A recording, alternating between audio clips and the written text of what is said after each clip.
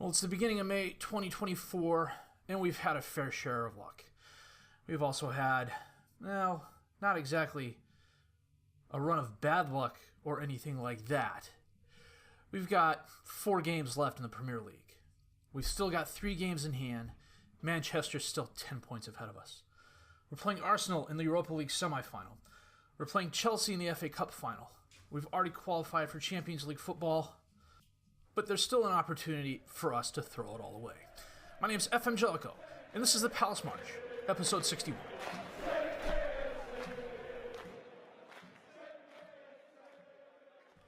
We're going to start with a screen over here. We're at that point where I can't really scroll down anymore. So, after Fiorentina, we were away at Aston Villa, and we won 2-1.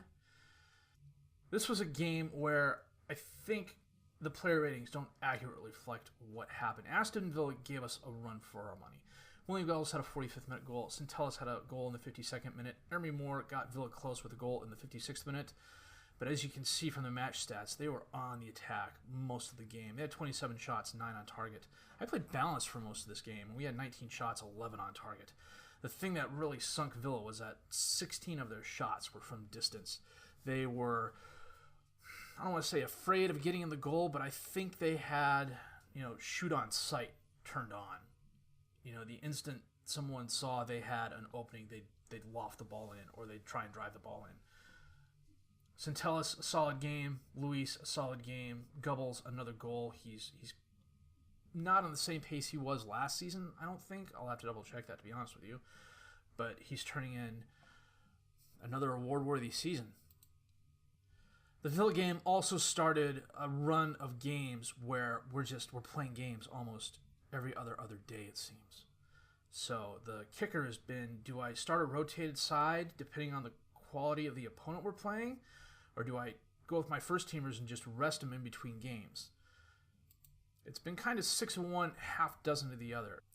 Against Bournemouth, I played a fairly rotated side, and it took a William Gubbles goal in extra time for us to secure the win. Joe Harris scored in the 60th minute. Ademola Lookman equalized a minute later off the ensuing kickoff, and then in extra time, Gubbles had a really nice shot. We lucked out. This was one of the games we lucked out on. We had 12 shots, 5 on target. Bournemouth had 14 and 6. I was resigned to the tie until Gubbles scored. I about fell out of my chair. I was so damn happy. Again, we were just good enough. Bournemouth, they couldn't put it together when it counted. The Lookman goal was very, very nice, but it was about the only sequence I saw where they had really good passing, really good ball movement. More often than not, they lost control in the middle third of the field. They did get a lot of corners as a result of lofting the ball forward, and then usually someone like Haley or Lookman would get the ball and they'd kick it off of one of my defenders. They were obviously playing for set pieces, but it did not work for them. Well, after Bournemouth, we were home against Chelsea. I didn't start exactly a fully rotated side here, but players like Centellas and Luis got the start. Harris came on as a substitute. Tonali came on as a substitute for Benasser. This is another game we lucked out on. Chelsea had 18 shots, 10 on target. We had 10 shots, 4 on target. Gubbles had a goal in the 55th minute. Fogner had a goal in the 74th minute. And N'Golo Kante had a very nice goal for Chelsea in the 27th minute. But again, they just could not put anything together offensively, and we were just good enough. I'm really happy with this victory because Chelsea is a top 6 team. At one point in time, I resigned ourselves to a tie, but the Fogner goal in the 74th minute saw us through, and it was a very, very nice victory. So today, it's the first half of the Europa League semifinals. We are away at Arsenal, and then we're going to play Southampton and Swansea offline, come back for the home game against Arsenal. And then, depending on what happens there, next episode will be the FA Cup final and the Europa League final with a recap, or it'll just be the FA Cup final. So I'm going to set the best 11 and the reserves, and we will come back with the first part of the Europa League semi-final away at Arsenal in just a bit. Well, this is where things stand at the moment.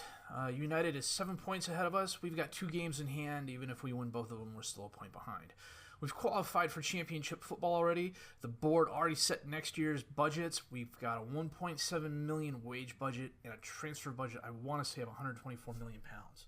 I think maybe if I go here, yeah, 124 million pounds. So it's about the same as we had last year. Gobbles has 31 goals in total. Let's go down there. 22 in the league, 31 total. And last year, 28. So he's kind of on the same pace he was last year. A little less, but, you know, I can't complain about it. For some reason, we've lost 25 million pounds this year. Jake Kirby and Fagner are both suspended for at least the first match against Arsenal. The biggest reason we're doing as well as we are is the fact that we've only conceded 42 goals. It's good for 6th best in the league. Our league attendance, we're selling out Selhurst, but it's a fairly small stadium. Well, 26,000 is pretty okay for a football stadium, but that's still only 16th highest in the league. So today we are playing Arsenal away, and we are playing our 4-3-3. Neck and goal, Centellas, Bosankic, Mepham, and Amarty as the defensive back 4. Luis, Tonali, and Jeff as the midfield 3. Ricci, Gobbles, and Mayoral up top as the strikers. I frankly got so tired of not being able to figure out how to pronounce his name. He's now Jeff. Well, the only thing I know I can guarantee for the Europa League final is that there's going to be an English team in it and a German team in it. Frankfurt. Freiburg is playing Leverkusen, and we, of course, are playing Arsenal. A half hour in, no first half highlights. Arsenal's had 5 shots, 3 on target, are 2 and 2. Mepham's already at 75%, but to be fair, Zivkovic is at 72% for them. Centellas just picked up a bruised knee. You know what? I know the action is going on. I don't have Kirby on. I can't have Kirby on. Son of a gun. Okay, you know what? We're going to have to watch this play out here. Mayoral, back to Centellas. Over to Bosankic. Up to Tonali. Long past Mayoral, who got behind the defender, and he hits it right at Leno. Nice deflection. Okay. And nuts. Now Sablik is going to have to come on as the left back. Centellas is making noise about a new contract too, but frankly, I'm not inclined to give him one. I literally did that right before the half, didn't I? Way to go, Jellicoe. Kickoff highlight. Rashford. Back to Guerrero. Oh, intercepted by Mayoral. Jeff up to Tonali, and the highlight ends. Diaz out to Bellerin. He drives towards the center. All the way out to Guerrero, who's alone on the left. Crosses it. Oh, passes it over to Gedson, rather. Back to Guerrero, to Gedson. Gedson to Bellerin. And Neco with a nice block. About 72 minutes in. We are going to take Mepham off and bring on Faraz. We're going to bring Luis off and bring on Benasser as well. Can't have the yellow card on there. Only 3 minutes of extra time. Looks like it's going to be a 0-0 draw unless something happens here. Bosankic to Benasser. Over to Tonali. Back to Benasser. Out to Sablik on the left. Over to Tonali. To Benasser. Center it, guys. Tonali to Jeff. Top of the box. And Leno has no problem stopping that. Whistle should blow here shortly. Amarty. Back to Neca. Over to Bosankic. Up to Tonali. Back to Bosankic. Long pass towards Sablik, but he stopped running. Romero has the ball now, and that is the game. A 0-0 draw. Well, Arsenal may have felt they threw something away. They had 16 shots, 9 on target. We had 7 shots, 6 on target. Bosankic with the player of the match. That's interesting. Must have had a lot of tackles and stuff like that we didn't see. Leverkusen, on the other hand, absolutely bollocked Freiburg 4-0. So, fingers crossed, we'll see what happens. Nice thing is, no major injuries. Well, except the Centellas one. We'll have to see what happened there. So yeah, this is... I highlighted this last episode, but this is what we're looking at now. This is what we're looking at now. So we just played this game here. In 2 days, well, in 3 days, we have Southampton, who are 15th in the league. We have a day off. We're playing Swansea, who are 17th in the league. Then we have Arsenal a week from now. And then 3 days after that game, we have Stoke, who are 11th, and then Liverpool, who are 3rd. So the question is, how much of a rotated side do I play for Stoke and Swansea? If we want to catch Manchester and possibly get first place, we're going to have to play a couple of starters, maybe Gubbles or Mayoral. We shall have to wait and see. But that said, we're going to play Southampton and Swansea offline, come back with the Arsenal game in just a bit. You know, I'll be honest, I got so invested in watching the last game, I never checked to see if the box in the corner was too big. Chances are it probably was. Anyhow, we had our fair share of luck in both games. The first game at home against Southampton was a 4-3 victory for us. Joe Harris, a hat-trick's worth of goals, including the winner in the 86th minute. Goals in the 23rd and 29th minutes. Chris Manning, a goal in the 27th minute. We were 3-0 up after 29 minutes. And then De Arrascaeta had a goal in the 40th and 51st minutes. Ibe equalized in the 58th minute. Southampton had the better of us today. We were lackadaisical on defense is probably the best word for it. We just made a lot of dumb mistakes. I want to attribute that to the players being tired, but Southampton had a really good game. Davies' performance notwithstanding. Pazovic actually had a really nice game too. I don't know why he has the 6-3. But anyhow, Southampton had 21 shots, 10 on target to our 13 and 9. They had a slight possession advantage. It really didn't help them. Joe Harris, for whatever reason, dominated this game. I'm not quite sure why. He's gotten some spot starts. He's had some decent performances as a sub and as a primary backup player. He's gotten a decent amount of starts as part of the rotation. I'll click on him here. 9 starts, 12 off the bench. 9 goals, an assist, a player of the match for a 6.97. 9 goals and 21 appearances. It's not bad by any stretch of the imagination. The game against Swansea was even rougher because I played a really rotated side. I actually switched to the 4-4-2 narrow diamond because I just didn't have the healthy personnel to play the 4-3-3. As you can see, Heider got the first start he's had all season, I believe. Rico got the start and goal because I wanted to rest NECA. Our defense saw us through here. Neither team, however, was really competent on the offense. Swansea had 14 shots, 3 on target. We had 10 shots, 2 on target. Took a Max Aaron's own goal in the 77th minute for us to win. Swansea tried playing keep away, as you can see from the possession advantage they had, and it worked out in their favor to the point where I was desperate for a score, any sort of score. I brought Gubbles on at the half, and then I brought on Ricci and Luis at about the 57th minute mark. Nketiah had an off game. Manning had an off game as well. I was hoping he would have a decent performance. Swansea's not the best team in the Premier League. They were 17th on the table when we played them. We got lucky. I'll be the first person to admit it. We didn't deserve to win this game. We deserved to draw it. I think, honestly, that's what we were playing for. But as you can see, we are now a point behind Man United with a game in hand. We play Stoke, who are 11th in the league, and we play Liverpool as our last 2 games of the season. We've got a lock on second place. We can't lose it. We can win first place, though. It will require some help. Wolves did us a huge favor beating Man United this last weekend's worth of games, but their last game's against 16th place Aston Villa. So we're going to need a minor miracle from Villa to see us through. Plus, we're going to need to beat Liverpool and Stoke, and that's, I don't know. The team is just, let me show you here. We're just run down. Bosankic is not starting today because he's on 82%. Almost everybody is sub 95, and the players that are above 95% aren't what I would consider first-team players as of now. So they did us well these last 2 games, though. We got lucky. I will be the first to admit it. So I've got the best 11 set and the reserve set. I got to get this press conference out of the way, and then we'll be back with the second half of the semifinal leg against Arsenal in just a bit.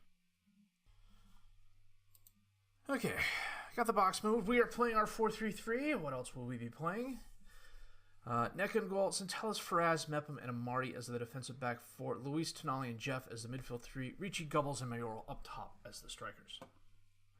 We're starting on positive. Normally at home, I would start on the attack, but against a team like Arsenal, that's not exactly in our favor. The good thing is their condition is about as bad as ours is. Amari on the throw into Tonali, back to Amari, crosses it in over to Centellas, and he hits it off the post.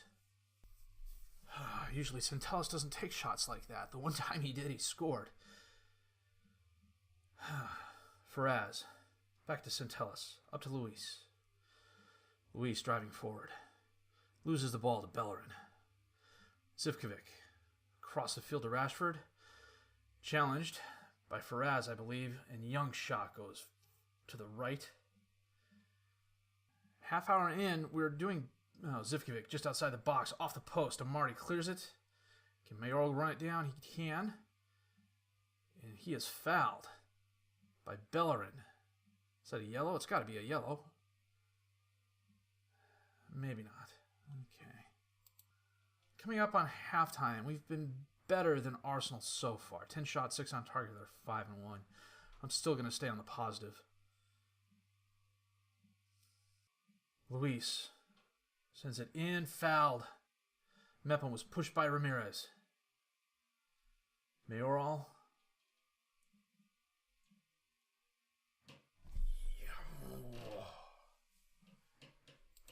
Let's get this out of the way now. 21st goal of the season for Borja. Sablik is going to come on for Marty. I think that's the only change we're going to make for the moment.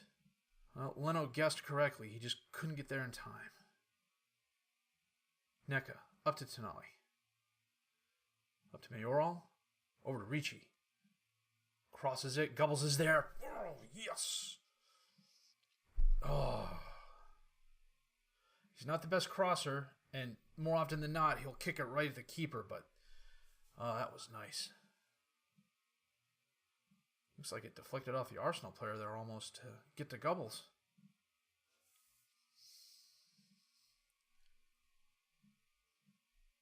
Oh, Tonali almost loses the ball, but he gets it back. Luis drives forward, up to Ricci, back to Tonali, out to Sablik on the right. He drives forward, and his shot goes over the corner. Neka to Mepham, blow the whistle, ref. Back to Neka. Up into the crowd, too far. Lenglet kicks it up to Ramirez for Arsenal. That's a game! Wow. 18 shots, 10 on target for us. 13 shots, 4 on target for Arsenal. Nice possession advantage for us. They just could not put anything together. Our defense stepped up huge. Centellas, a player of the match. Mayoral and Gubbles, both with goals. Ricci with a very nice assist. Who are we playing? We are playing Leverkusen in the final. Where's that going to be? I received $2.15 million for playing in the semifinal. We play at Villa Park. Okay. Well, that certainly makes the end of the season a little more interesting.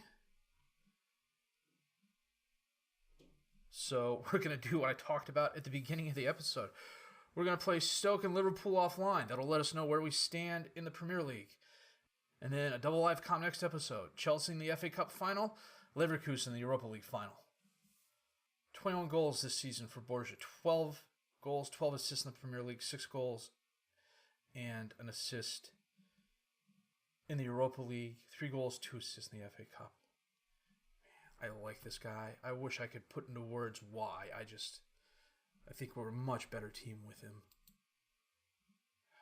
Everybody had a solid game last game.